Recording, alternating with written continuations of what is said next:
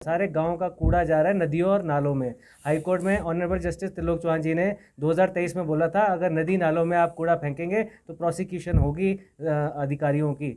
Section 15 के अंदर environment protection act के सेक्शन 15 जो एनवायरनमेंट प्रोटेक्शन एक्ट का एक्ट है, उसमें प्रावधान दिया गया है कि प्रोसिक्यूशन हो सकती है एग्जीक्यूटिव ऑफिसर्स की। वो भी अमेंड कर दिया है सेंट्रल गवर्नमेंट ने, जो एक एनवायरनमेंट को रिलैक्स कर दिया एनवायरनमेंट के नॉर्म्स, उसको अमेंड करके। पर हम ये चाहते हैं कि न्यूसेंस जो भी फैलाए नदियों और नालों में, जो भी गंद फेंके, उनके अगेंस्ट प्रोसिक्यूशन हो, चाहे वो आम जनता हो, चाहे वो एग्जीक्यूटिव्स हो, चाहे वो गवर्नमेंट हो, चाहे वो म्यूनसिपैलिटी हो। तो ये हम हाई कोर्ट से लड़ रहे हैं, क्योंकि ये जो पानी है ये हमारे बच्चे पीते हैं, हमारे जनता, हमारे लोग पीते हैं। हम सारी पीते वाटर हैं। वाटर स्कीम सारी जो है हम भी इसमें पीते हैं। हम तो मर जाएंगे। पर ये है कि बच्चों के बारे में सोच लीजिए, क्योंकि आप लोगों के सबके गाँव के सारे गांव, मैं अभी जितने भी गांव में गया हूँ, मैं कम से कम 265 पंचायत घूम चुका हूँ। कुल्लू की और किन्नौर की सारी पंचायतें घूम चुका हूँ। किसी पंचायत ने बायलॉज नहीं बनाए हैं, वहाँ पे कोई सॉलिड वेस्ट सर्विसेज नहीं रखता। एक आदमी नहीं रखा गांव में लोगों ने जो झाड़ू मारता हो और कलेक्शन करता हो, इस घर घर से डोर टू डोर कलेक्शन करता हो।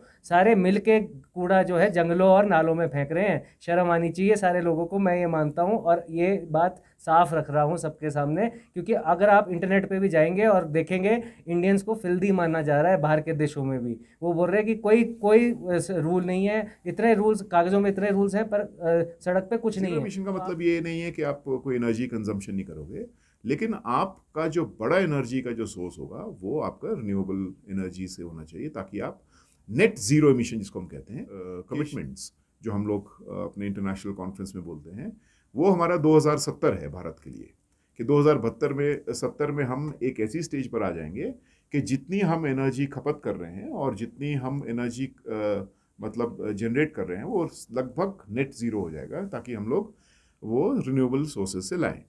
शिमला जैसे शहर और ख़ासकर पहाड़ी शहरों में हम एक नई चर्निंग, नई एक जिज्ञासा और नई एक चेतना पैदा करना चाहते हैं कि क्यों 2070 और क्यों नहीं इसको 2050 में किया जा सकता। विजन आपने देखा भी होगा, हमने लिखा है इसका 2040 और नेट ज़ीरो मिशन की तरफ जाना 2050 तक।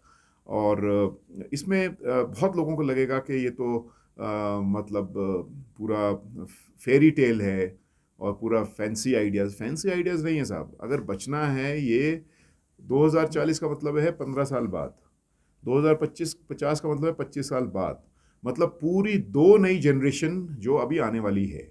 तो अगर दो नई जनरेशन जो आने वाली है, वो उसकी सेंसिटाइजेशन हम अभी प्रोसेस में नहीं करेंगे कि क्यों गाड़ी में ही स्कूल जाना है, क्यों आप इस प्रोसेस को बदल नहीं सकते, क्यों एनर्जी गजलर ही आपको चाहिए, क्यों घर के अंदर ये कॉन्शियसनेस बिल्ड करना ज़रूरी है।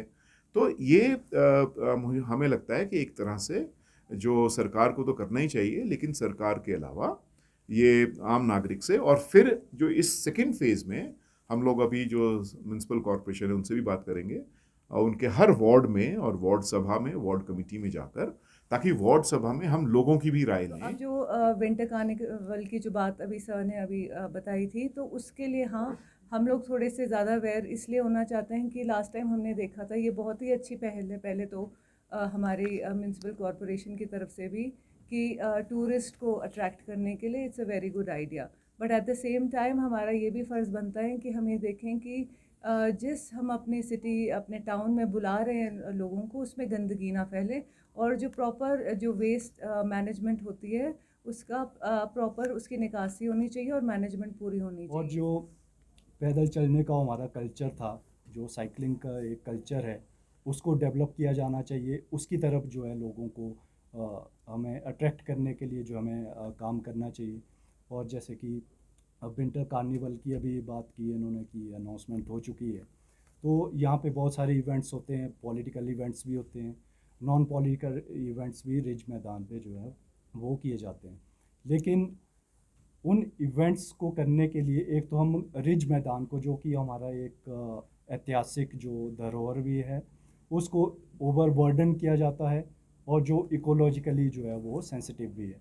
और ऊपर से उसके बाद जो हम एक बेंडिंग जोन उसको बना देते हैं, चाहे वो समर फेस्टिवल के दौरान हो या विंटर कार्निवल के दौरान हो, तो उससे जो कूड़ा कचरा जो वहाँ पे इकट्ठा होता है, उसका कोई सही से मैनेजमेंट नहीं होता है, और जो है उसको अपने आप में एक बेंडिंग जोन में तब्दील करना ही अपने आप में एक गलत चीज़ है।